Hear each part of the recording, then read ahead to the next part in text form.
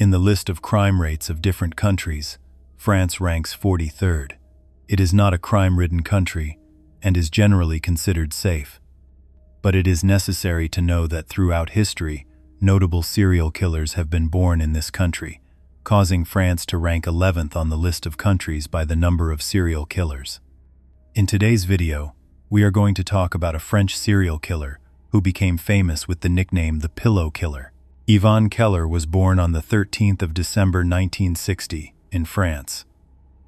Yvan's parents made and sold baskets to make a living for their family. They usually did not have a specific place to live and moved from city to city to get by. They had 9 children with small age gaps, and they all lived together. Yvan's father, in addition to basket making, also worked in mines to earn more money. With 9 young children, the parents did not pay much attention to them, and for this reason, Yvan grew up in a relatively unstable family. From a young age, his father forced him to work hard to survive and earn money, and he would also beat him from time to time. Yvan did not have a good relationship with his siblings. None of them got along well, to the point that it was as if they weren't a family. Among the family members, Yvan's mother was a more affectionate person and cared for her children to some extent, but unfortunately, she passed away at the age of 49. With such an unstable family, Yvan Keller had no good role models in his life. No one told him what was right and what was wrong. No one praised or scolded him, and his presence or absence didn't matter to anyone. This imbalanced life led Yvan towards petty crimes like theft and pickpocketing. In the late 70s, when he was only 17 years old, Yvan Keller was arrested for stealing 2 antiques in Battenheim. The theft of the antiques brought Yvan to the police and the court, and ultimately, the teenage boy was sentenced to 10 years in prison.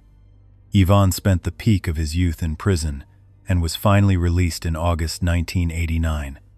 At the time of his release, the man was 29 years old and did not contact his family again after prison. He was all alone, and in this situation, he managed to rent a simple apartment on a street. His apartment was located in an old mansion-like complex, far from the city center, and was built in a quiet and green location. He neither knew a specific trade nor had ever had a proper employer, yet he saw a job advertisement for a gardener and pursued it. He explained his situation to the employer and was ultimately able to get the job and be hired. Yvan started his job as a gardener from 1980 and after a few years achieved success in this field. He registered a company called Elsa Garden and worked as a full-time gardener. According to his clients, he was a very organized person, and everyone who hired Yvan as their gardener once would definitely call him again because his work was very good. Yvan had a simple life until, shortly after his release, he met a woman named Marina. Yvan and Marina lived together in the man's apartment and seemed to love each other, but after a few years, Yvan broke up with Marina and found a new girlfriend. This new woman's name was Séverine, and she was very good-natured and polite. According to the neighbors, Séverine always smiled and seemed to have a good relationship with Yvan. Yvan Keller, who had grown up in a dysfunctional family and spent the peak of his youth in prison, now had a good life. Yvan's neighbors said one of the man's prominent features was his strong affection for animals. Apparently, he loved animals very much, petted them, fed them, and was kind. According to the neighbors' statements, Yvan always helped people in need as much as he could and had a friendly and compassionate demeanor. The title of this section of the case file was A Man with Two Faces. So far, we have learned that Yvan Keller, in the eyes of his neighbors and society, was an organized, compassionate, and kind man. But did those close to him think the same? Yvan's first girlfriend, Marina, later claimed that Yvan forced her into prostitution. She said Yvan was an extremely materialistic person and always wanted to go to expensive casinos, horse races, luxurious restaurants, and famous hotels, but he didn't have enough income to cover the costs of these pastimes. For this reason, he forced his girlfriend to have sexual relations with people in exchange for money, and then he would use this money for his own amusements. It seems the reason for Marina and Yvan's separation was these inappropriate behaviors of Yvan. Marina and Yvan never married, and Marina separated from him and cut off her connection with this man before legally committing herself to him. Yvan's second life partner was Séverine. Séverine and Yvan Keller got married, and this woman was legally considered Yvan's wife. According to statements from neighbors and the public, Séverine and Yvan had a good life and seemed to be a happy couple. But later, one of Yvan's close friends claimed that Séverine had been in a relationship with another man before Yvan.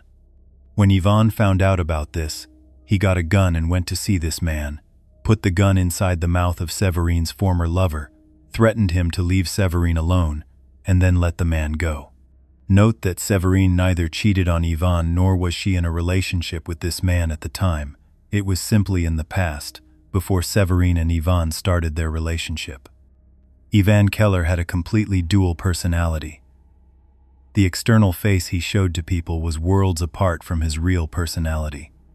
He was a person who cared deeply about people's opinions and their views of him, and he knew well that if everyone found out about his inappropriate behaviors, he would be rejected by society, and no one would look at him as a compassionate, kind, polite, and humane person anymore.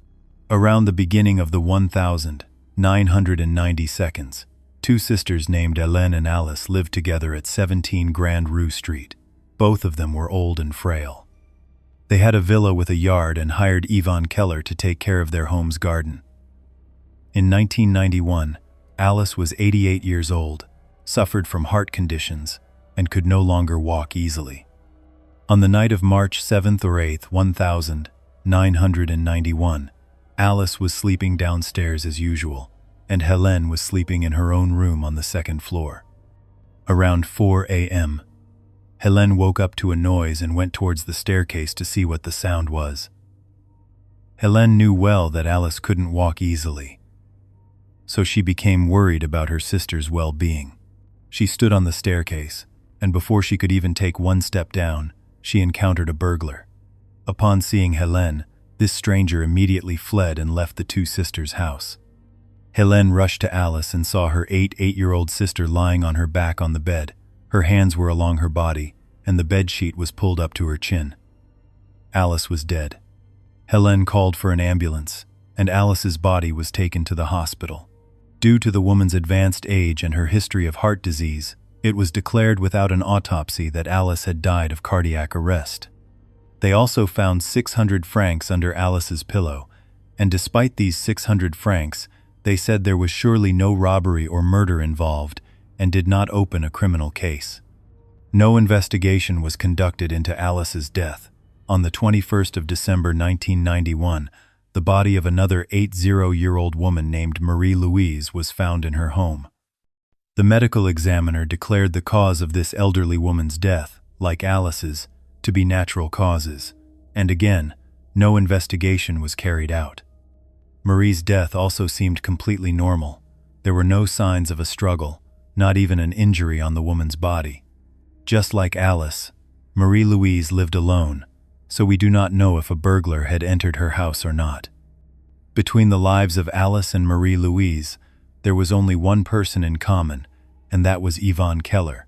Both Alice and Marie-Louise had hired Yvan as the gardener for their homes. In January 1992, less than a month after Marie-Louise's death, a 76-year-old woman named Yvette lived nearby. Yvette resided at number 2 Bansahi Street, and in the first month of 1992, her nephew called the emergency services and said his aunt was not moving. The ambulance arrived at Yvette's house, and the paramedics found the woman lying dead on her back in her bed.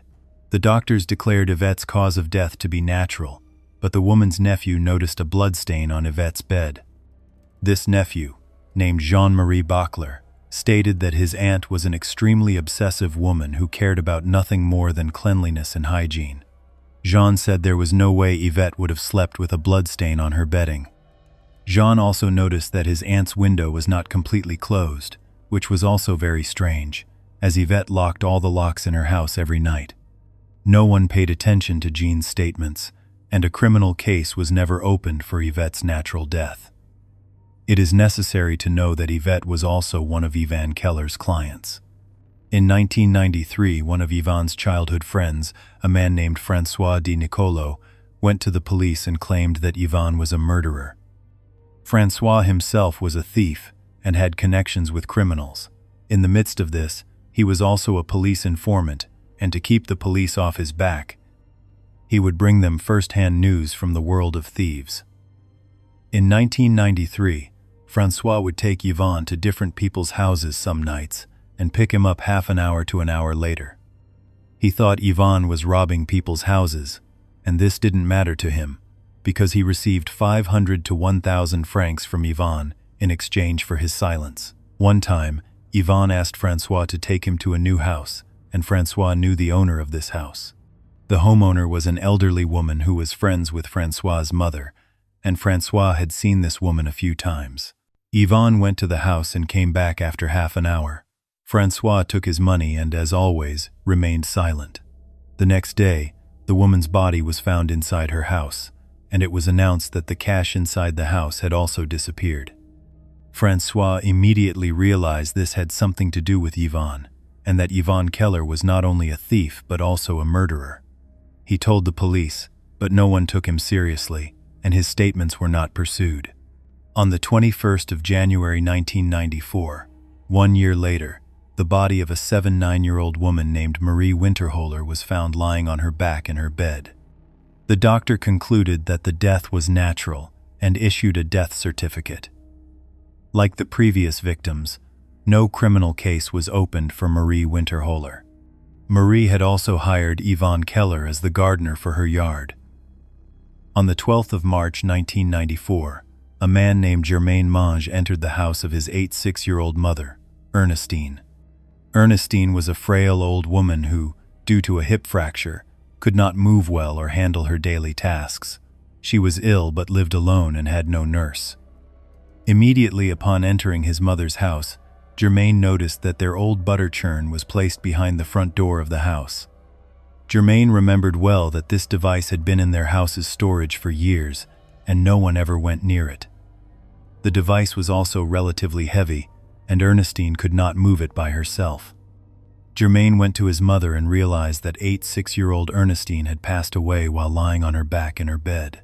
The bedsheet was neatly pulled up to Ernestine's chin, and also, Ernestine's jeweled ring was not seen between her fingers. The doctor declared Ernestine's death to be natural and said that the woman had died of a heart attack. On the 27th of April 1994, the body of another 77-year-old woman named Augusta Wasmer was found in her bed. Like all the previous victims, Augusta was lying on her back on her bed. No fractures or injuries were seen on her body, and it seemed she had suffered a cardiac arrest in her sleep and died. Augusta's daughter, Marie-Françoise Herkelin, stated that her mother's bed was too neat and tidy. She said Augusta was never a tidy woman, and it was very strange that at the time of her death, the pillow and blanket on her bed were arranged so neatly. Augusta's grandson claimed that his grandmother was physically completely healthy and had no history of heart disease. Meanwhile, Ernestine Mange's son, who was still looking into his mother's death, came to Augusta's family and saw the woman's bedroom up close. He told this family that his mother had died exactly like Augusta and was found in the same position on her bed. With this situation, the doctor refused to sign the death certificate.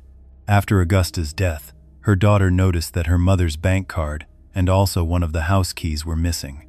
She went to the bank, and it turned out that someone had used Augusta's bank card after the woman's death.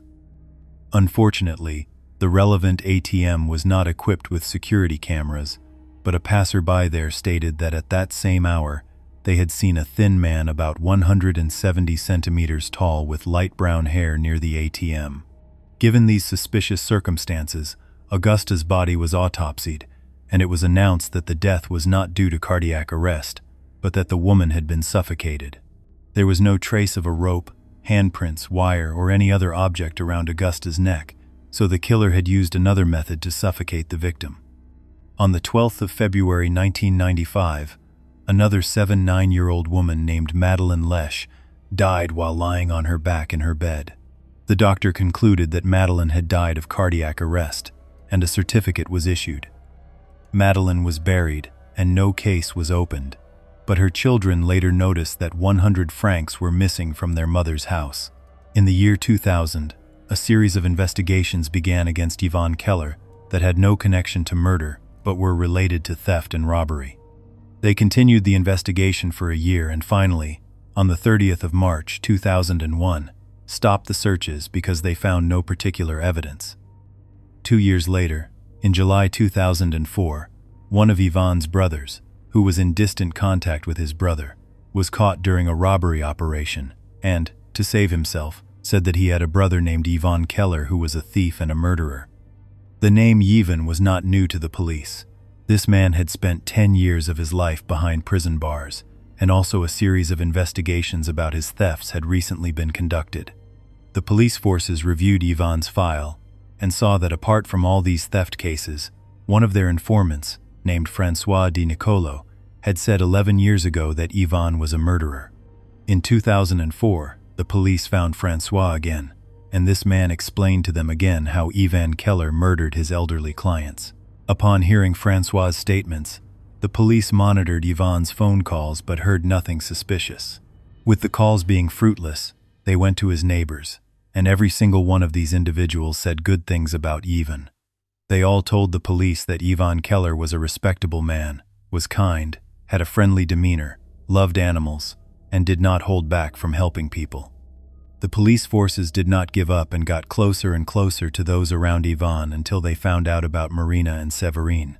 Marina told them what Yvan had put her through, and Yvan's close friend also spoke about Yvan's threatening behavior towards Severine's ex-boyfriend. Yvan Keller and several of his family members were arrested and detained on the 20th of September 2006. Initially, the interrogations were fruitless, and Yvan denied all the accusations against him. But during these interrogations, the police realized that Yvan hated being questioned and, over time, would reveal more and more about himself. His family members also turned Yvan in right at the beginning. In short, the police continued the interrogations, and after a few days, Yvan Keller began to confess. Right away, he took responsibility for the thefts, but before continuing his confessions, he set 2 conditions for the police. The first condition was that they would not summon Severine as a witness in court and would leave her alone. In the second condition, he requested to be transferred to a solitary confinement cell. The investigators agreed to Yvan's conditions, and then the man continued his confessions. Yvan Keller told them that Severine was completely innocent and knew nothing. He had always entered the houses alone and committed theft. His only accomplice was his former driver, Francois, and he too did not know much about his plans and crimes. Yvan Keller confessed to a whole world of theft cases, many of which the police were unaware of. Yvan said that when robbing houses, he tried to make minimal noise. In the beginning, he was clumsy and might wake up the residents of the house, but over time, he became more professional. He realized that if he targeted the homes of elderly people, theft would be much easier for him, and for this reason, he changed his target demographic to the homes of the elderly, isolated individuals, or single women. He chose houses that were relatively old so that entering them would be easy, and also, if possible, he tried to work as a gardener for the homeowner to have sufficient control over the situation. Yvan Keller said during his confessions that during robberies, he never went for very valuable and expensive items, because he knew that the person's relatives or police investigators would easily notice the disappearance of valuable items. Yvan went for the forgotten items in the houses. He would visit the basements, cellars, and attics of the houses and steal from among people's old belongings. Then he would sell these items to dealers as antiques. Yvan Keller confessed that to eliminate the risk of the victim waking up during the robbery, he would put the homeowner to eternal sleep. The police asked Yvan what he meant by eternal sleep, and Yvan said that when he entered the person's house, he would press a pillow on the homeowner's face or place a cloth on the victim's mouth and hold their nose with his hand, and in this way, he would suffocate the homeowner in their sleep. Over the years, Yvan learned that to easily suffocate people in their sleep, it was better to suffocate the victim in several stages. This way, when the victim started to struggle and might wake up, he would let the person breathe a little, then suffocate them again, and he would repeat this until, in his own words, the victim went to eternal sleep. After the murder, He would tidy up the victim's bed, pull the sheet up to the corpse's chin, and then proceed with the robbery. The police asked him how many people he had put to eternal sleep, and this serial killer answered that he didn't know. The police insisted that he give them at least an approximate number, and Yvan said, around 150 people. And it was here that the police forces, with astonished faces, finally realized they were dealing with one of the most active serial killers of the 20th century in France. Yvan did not remember the details of the murders because they were all similar, and he also had no information about the identities of the victims. He only knew about the cases in a general way and gave a comprehensive explanation about them to the police. For most of Yvan Keller's victims, a criminal case was never opened, and their cause of death was declared to be natural causes. This meant there were a whole lot of victims in the middle that the police were not even aware of. Not just the police, but the families of these victims also did not know that their deceased loved one might have been murdered. From Yvan Keller's confessions, the police understood that this man had been active in 3 countries, France, Switzerland, and Germany, had murdered at least 23 elderly women, and was a suspect in the murder of 40 other women. Yvan cooperated well with the police, and the case was progressing at a suitable pace. One by one, they convicted Yvan of the murders he had committed, and the list of Yvan Keller's crimes was being completed, until the 22nd of September 2006 arrived. Yvan's case was not yet complete. No trial had been held for him, and he had not yet received a sentence. As per his request, he was imprisoned in solitary confinement and only left the prison for meetings and his cooperation with the police. On the 22nd of September 2006, Yvan Keller tied his shoelaces together and hung them from the neon lamp on the ceiling. Then he hung his neck from these shoelaces and committed suicide. The last words Yvan spoke were, "I just wanted to be loved,"